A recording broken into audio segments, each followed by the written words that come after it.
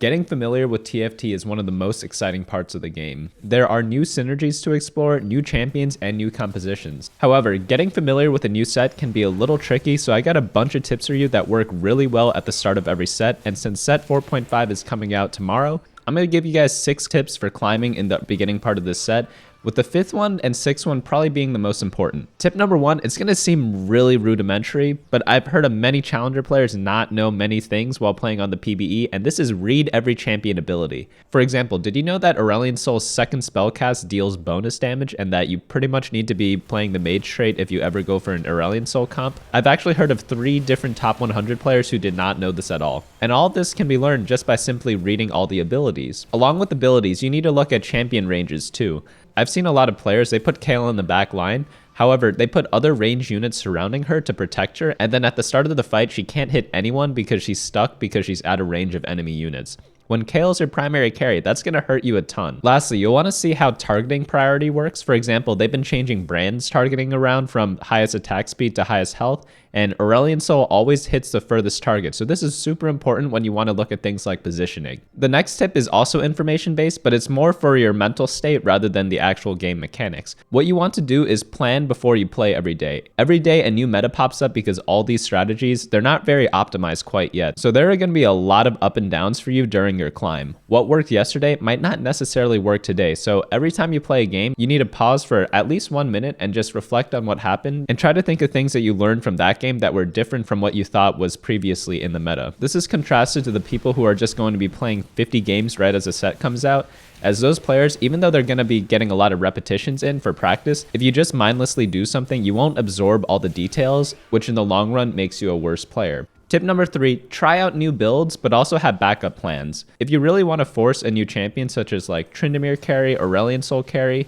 go ahead and try to do it, but don't completely force it, because sometimes the game just doesn't give you what you want. Let's say you started out with a rod for Aurelion Sol, but then you get only swords. You might have to switch to a different build, and you'll have to learn when to adjust to not force a comp and when to force a comp. With that being said, go into every game with maybe 2 or 3 builds that you want to force, and if you don't get one of them, you could go for one of the other 2. Tip number 4 is probably the most important for climbing early, and this is slam all your items and play very aggressively. And the reason behind this is that not everyone knows how to play whenever new things come out, and I see this especially prevalent in TFT compared to other games because there's so many helpful resources out there, and a lot of these players, they're completely lost and don't know what to do without looking at a guide. And when guides don't exist at the beginning of a set, if you just play super aggressively, you'll see that your opponents will have like 10 items on their bench.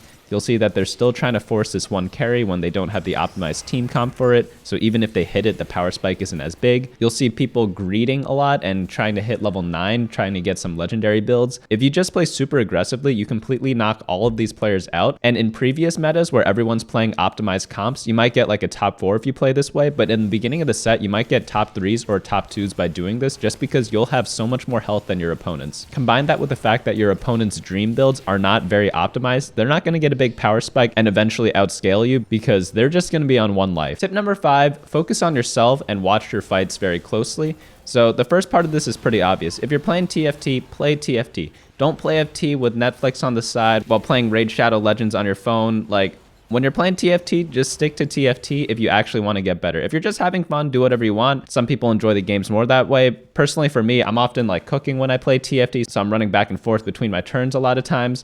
But if you really want to focus on getting better, what you need to do is play TFT and only TFT for that next 30 minutes. Now you may be asking yourself, hey Bunny Muffins, there's like a lot of downtime during the game, like during the fights, what am I supposed to be doing then? Well, I have a very simple solution for that. In these fights, you really need to be watching these fights. You need to go deep and analyze how units are positioned and how they interact with other units. One trick I like to do, and I've always advocated this throughout the entirety of my TFT playing career, you really want to be predicting who is going to win in each fight, and once you understand that, you'll be able to know what a stable board is at every part of the game much more accurately than you would have before. Last tip, honestly, is just enjoy yourself while playing the game. A lot of people, they get super into ranks, super into competitive, and they get physically angry in real life when they lose or get unlucky. And like, you're playing a game, there's just no space for that. If you are trying to be the very best, I could see that, but if you're just trying to like play the game, get better every day. There's no reason to get angry at the game. So if you're not having fun with it, take a break and come back to it later. Again, the person playing 50 games in a row right as a set comes out, he is not optimizing his time in TFT to get better if you're just mindlessly autopiloting 50 games. So if you are planning to play a lot,